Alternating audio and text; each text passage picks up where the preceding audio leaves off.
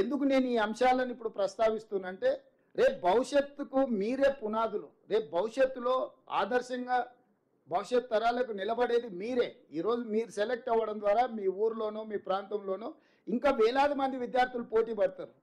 ఈరోజు ఎస్ఐ పరీక్షల ఫలితాలు ఎప్పుడు వచ్చినా టోటల్ మీద 50% ఒక నల్గొండ జిల్లాలే ఎస్ఐ పరీక్షలు విజయం సాధిస్తుంటారు.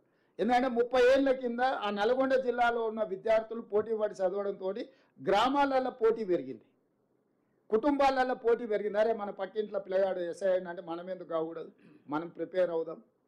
అన్ని జిల్లాలకు అన్నితో ఒక నల్గొండ జిల్లాకి అన్ని వస్తాయి. ఎందుకంటే పోటీ గుర్తింపు, అరే ఇది ఒక దారి ఉన్నది మనం చదువుకుంటే అవ్వచ్చు అని.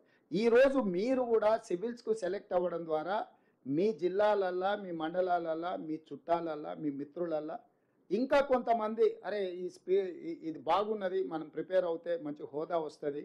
స్లోగా మన సెలెక్ట్ చేయమంటే మన వాళ్ళు ఎన్నికైతున్నాయి పెరుగుతూ ఉన్నాయి.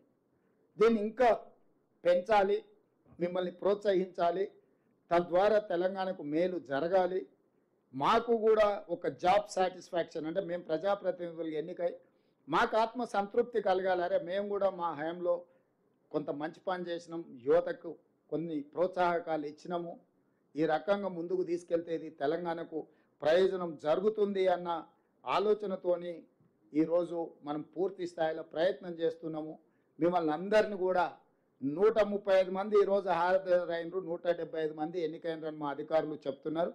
అందరికందరూ మెయిన్స్ కూడా క్లియర్ చేయాలి. ఇంటర్వ్యూలలో కూడా మీరు ఎంపిక అవ్వాలి. ఎక్కడైనా ఏదైనా మీకు ఏదన్నా అనుకోని సమస్య వచ్చినా ఏదన్నా మీకు చిక్కుముడిలాగా అనిపించినా ఈ ప్రభుత్వం దగ్గరికి రాండి. మీ అన్నగా ముఖ్యమంత్రిగా మీకు ఏ అవసరమైనా నేను అందుబాటులో ఉండి మీ తరఫున నేను వకాల్తా పుచ్చుకుంటా. మీకు ఏదైనా అవసరము వచ్చింది, ఎందుకంటే చాలామంది ఇక్కడ ఉన్న వాళ్ళు తల్లిదండ్రులు చదువుకోకపోవడమో లేకపోతే గ్రామీణ ప్రాంతాలలో ఉండడం వల్ల వాళ్లకు ఒక పెద్ద మీరెవరూ అట్లా అనుకోవాల్సిన అవసరం లేదు. ఈ ప్రభుత్వం ఉంటుంది. నేను నా మంత్రివర్గ సహచరులు మీ ఏ సమస్య వచ్చినా ఎవరితోనైనా మాట్లాడడానికి, అది కేంద్ర ప్రభుత్వమైనా పరీక్షల నిర్వహణ విధానంలో అయినా ఏ అవసరం ఉన్నా మేము సహకారం అందిస్తాము. మీరు ఈ సహకారాన్ని తీసుకొని జీవితంలో ఇట్లాంటి అవకాశాలు మళ్ళీ అంట లక్ష్యం ఎట్లా కొట్టినా అంటే నాకు చేప కన్ను మాత్రమే కనిపించింది కొట్టినా అని.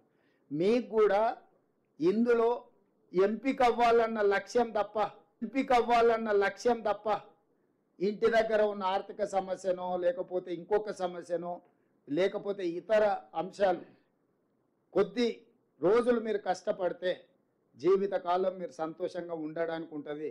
కొద్ది కాలం చిన్న చిన్న వ్యామోహాల పట్ల మీరు సమయం కేటాయిస్తే మీకు జీవితకాలం బాధనే మిగులుతుంది. కాబట్టి మీరందరూ కష్టపడి ఐఆర్ఎస్లుగా మళ్ళీ ఇక్కడికి రావాలని, వీలైనంత వరకు ఏ రాష్ట్రంలో ఉన్నా కూడా ఈ రాష్ట్రం యొక్క అభివృద్ధి కోసం మీరు కృషి చేయాలని తెలియజేస్తూ మనస్ఫూర్తిగా మిమ్మల్ని అభినందిస్తూ ఈ కార్యక్రమాన్ని చేపట్టినందుకు ఉప ముఖ్యమంత్రి గారిని కూడా మనస్ఫూర్తిగా నేను అభినందిస్తున్నా. ధన్యవాదాలు మిత్రులారా.